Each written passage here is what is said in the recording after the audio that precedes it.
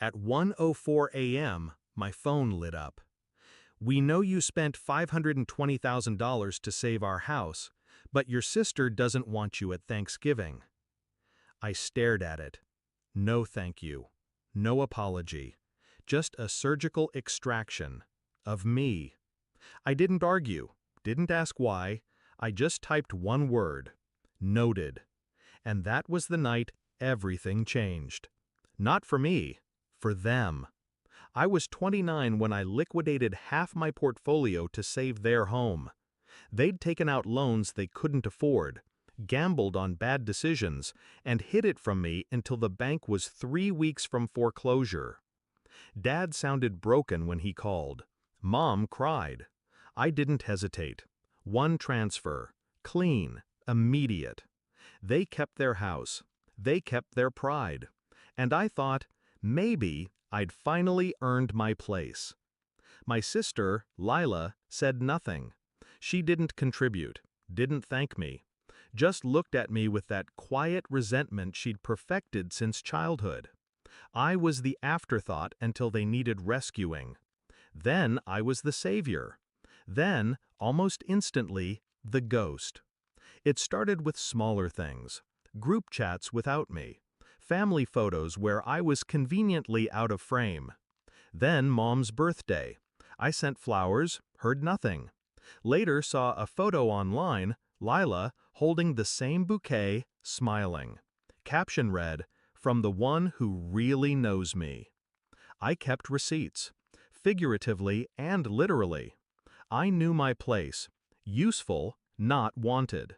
So I played the role, silent, watching, until that text at 1 a.m. became the invitation I never knew I needed. They handed me the knife. I just decided where to cut.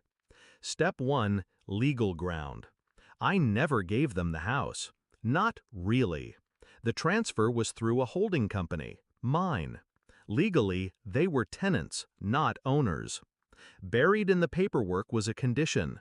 If familial estrangement occurs due to demonstrated emotional harm, the asset reverts to the donor. That line cost me $4,000 in legal fees. Best money I ever spent. Step 2, the freeze. Every monthly wire transfer, gone. The $30,000 gift they expected in January, canceled.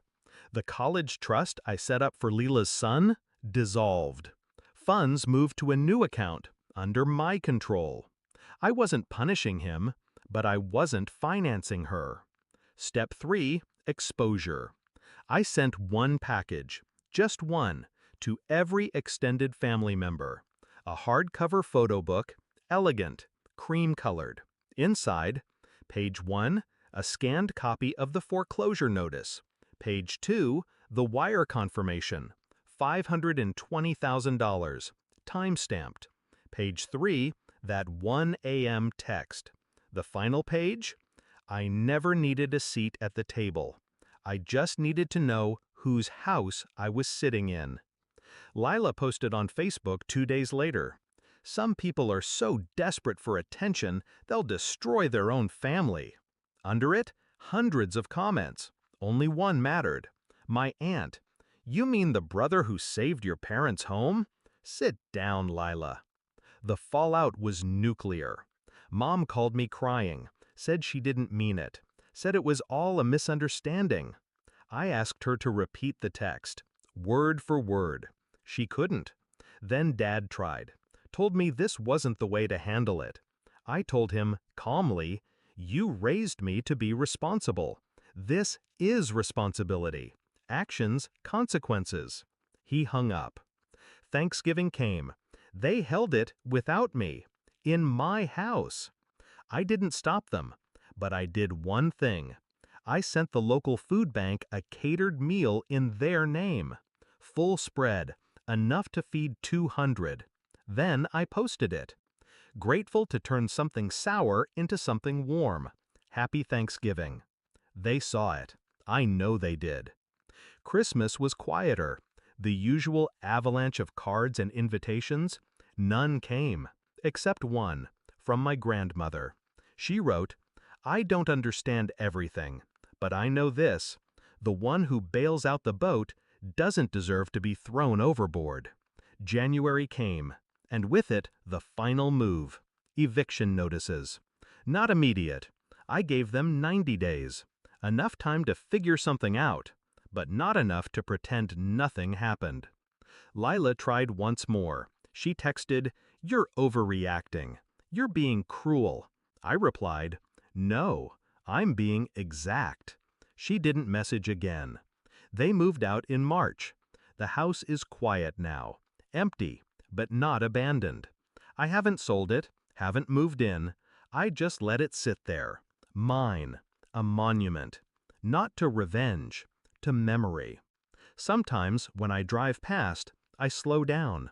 Not out of sentiment, but clarity.